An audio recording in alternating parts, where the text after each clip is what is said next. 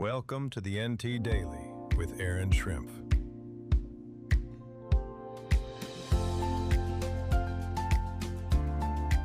Good morning, Jefferson City. Welcome to the NT Daily for Wednesday, May 13th. We have a lot to get to today. We have a major fundraiser supporting one of Jefferson City's historic community institutions on the east side, a new effort from our local chamber aimed at helping small businesses, and we will also check in on more graduations. And we have a special segment today with our local news reporter, Steffi Smith.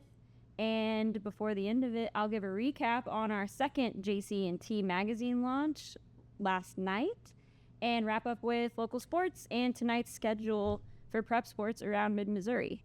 So first story by our health reporter, Jennifer. A barbecue fundraiser this Saturday will help support the preservation and expansion of the Jefferson City Community Center, one of our community's long-standing institutions. The event is called Community Legacy, Building for Our Future. The fundraiser will run from 11 a.m. to 6 p.m. on Saturday at the Community Center on East Dunklin Street.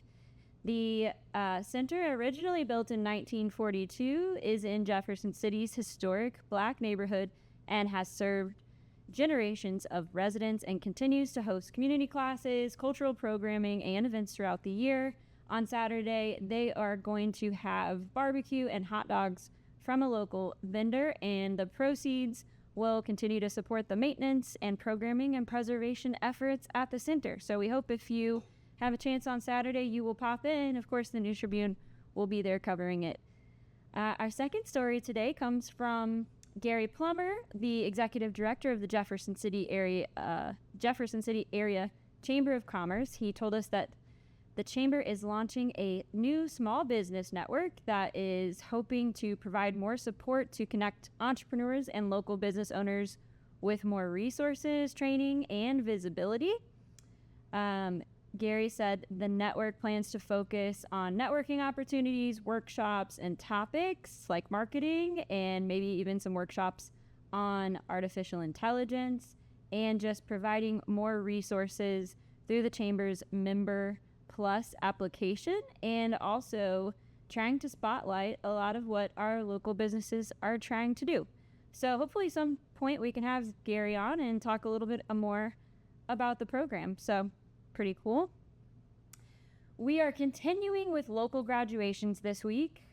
We had a story online on the News Tribune from the California Democrat.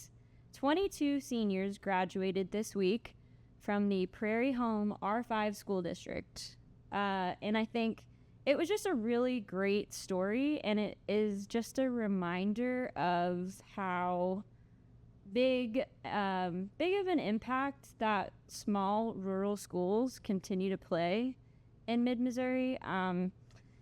Reading the story, the principal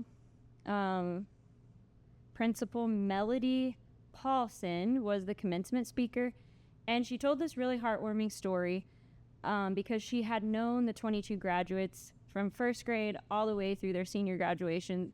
She told this story about how she had found a pair of Nike tennis shoe socks on, I think it was either a field trip or maybe a sporting event. Somebody had left behind a pair of socks, and she used the socks from this first grade class that's now graduating as a metaphor. She said that when she found the socks, she wanted somebody to claim the socks, and no one would take credit for leaving their socks behind. So she pinned this pair of socks up in her office, and she recounted this memory to the graduating seniors, that she would look at it and she would say, this is kind of a reminder of a symbolic lesson that you always want to be prepared and you never want to leave anything behind. Keep track of your socks, your life lessons, maybe even leave a pair at your parents' house as a reminder of where you came from. Don't let the dryer monster of life steal them away, and definitely don't leave them behind at a track meet. Someone might just hang them up.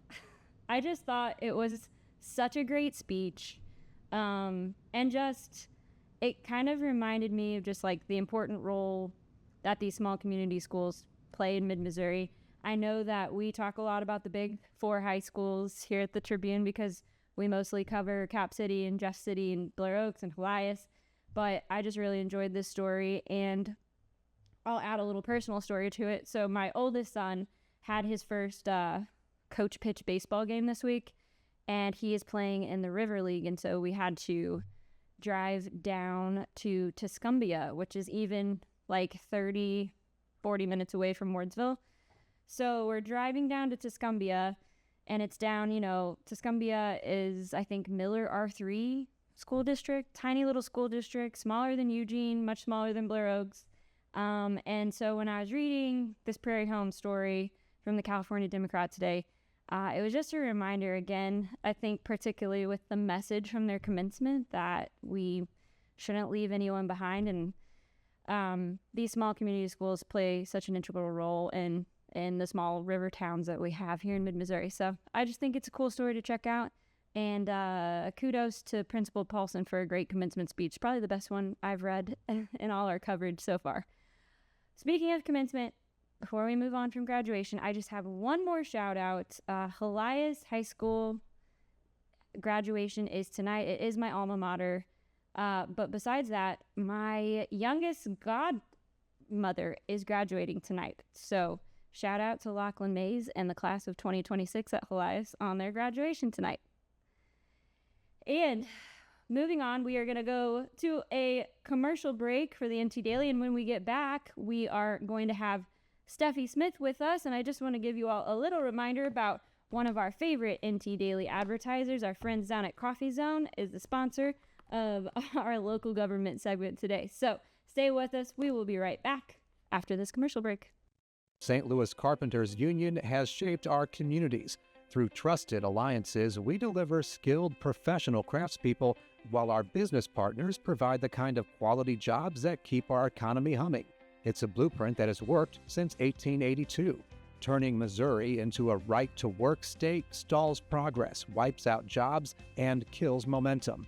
Right to work is wrong for everyone. Let's keep Missouri moving forward. Visit carpdc.org to learn more. Welcome back to the NT Daily. I'm excited to have my second guest for the show, I guess, for the NT Daily on, our local government reporter, Steffi Smith. Steffi, welcome to the NT Daily. Thank you for having me.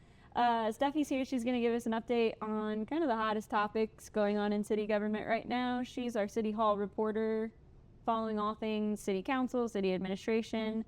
So a couple of big things. Obviously, we've been following the state appropriation. The parking garage line item made it through the House and Senate version. Can you tell us kind of what's next for that? Yeah, so the city has obviously demolished the parking garage, and they're hoping to begin construction next year along with the convention center and the hotel. And with that, I believe they took money from the Capitol Commission renovations, and they put it toward that garage.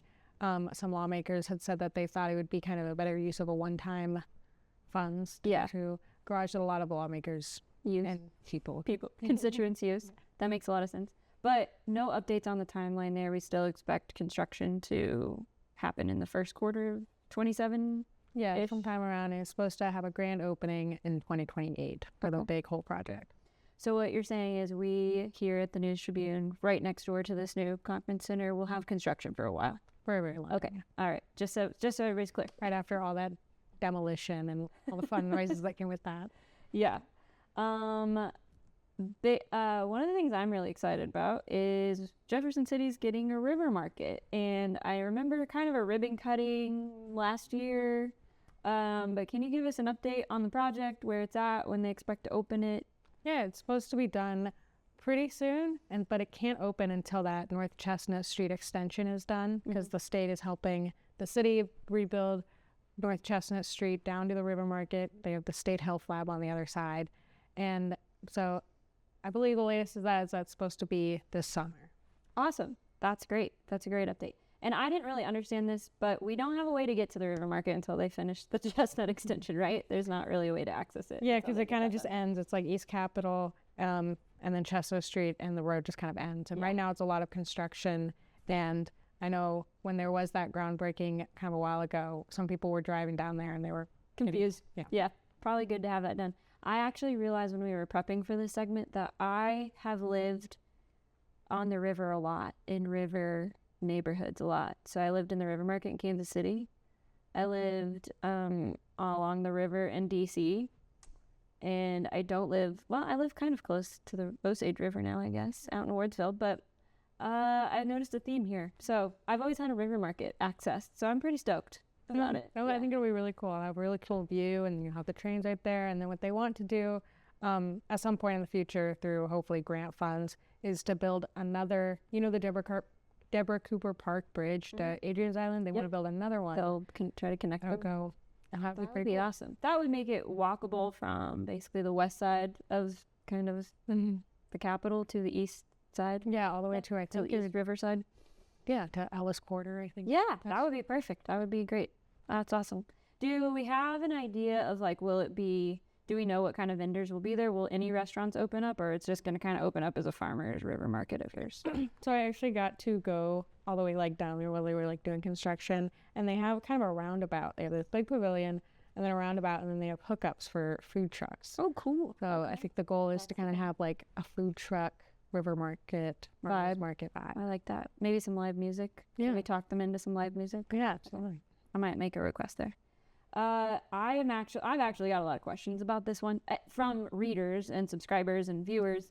The viaduct. Everybody's very upset that we can't get the viaduct going. Can you give us an update on the timeline? Yeah, I know that the next thing that's going to happen is that contractors are going to go and repair a couple of big holes in the viaduct. That's the reason the city had to close it. I believe it was a $74,000 contract to repair it for a little bit, and then the city is applying for a grant, and they will hear back this summer whether or not they actually get that grant money that would fund pretty much all of the costs to repair and replace the viaduct. And it would raise Missouri Boulevards. There'd be a roundabout at West High Street and Missouri Boulevard. It's going to be a big That's going to be more construction. So the construction industry is booming in Jefferson City is what you're saying. There's going to be a lot of construction coming out for a lot of, especially kind of in the downtown. Yeah. I haven't checked, but I assume hopefully a lot of this work is going to local contractors. Yes, that is a big thing in Jefferson City. I know that with the garage demolitions and a few of other big projects in Jefferson City, they kind of try to stay in the mid-Missouri market. Yeah. Okay. That's good. We'll have to keep an eye on that. Our last update for this kind of, we're hoping to have Steffi on regularly, at least once a month, to give us a council city government update. But we reported, I think it was last month, that Derek Thomas, Ward 3 council member, is resigning. He's moving out of state. They will have to fill that, correct? And we have kind of an update on the timeline. Yeah, after Derek Thomas, his last day is June 2nd. And after he leaves, the city council will have to find a replacement for him. That person they will have to live in Ward 3. They have to be at least 21 years old. They can't owe any city taxes. And I think they had to have lived in Jefferson City for at least 1 year. And so there's a residency requirement. Yeah. So June 2nd, will they only start accepting applications then in June 2nd, or are they accepting applications now? I believe you can email Emily Donaldson at City Hall to kind of put your name forward, but they're really going to start the process, I think, after Derek Thomas leaves. Okay, just to be clear, by city taxes, that does not include parking fees? It's a good question. I should ask. We need to look into this because some of us may have outstanding parking fines. Not saying who, not saying anyone in this room, but I actually got my first parking ticket. I literally believe it. Last time I was on here. Welcome to the club. It's me. I feel I'm sorry. I finally do. I'm not saying I have any. I'm not saying I don't. I think you probably look it up. I think you can look it up by license plate. Gotten a few. Okay, so we're gonna check on that to make sure that city taxes does not include parking fines, even though I would argue a parking fine is a tax, important tax. Okay. Anyways, that's all for our local government update segment. We're gonna get back. We're gonna finish up today's episode with sports. Thank you for coming on, Steffi. Appreciate it. Thank you. We have a severe weather alert to report here. The storm is also bringing threat of damaging winds and large. Here's the thing. When storms bear down, we step up. Ready to get? You bet. Our teams are always ready to keep your power strong. Ameren.com/poweron. Welcome back to the NT Daily. We had an exciting night at the News Tribune last night. It was the launch of our second edition of the JCNT magazine at Barvino. And this edition on the cover features Hannah Spalding, the owner of Samuel Menswear. So it was really exciting to see everybody come out, support Hannah, support the features in the magazine. It was just exciting to see everybody out again. And we got a little video recap that we are going to go to now.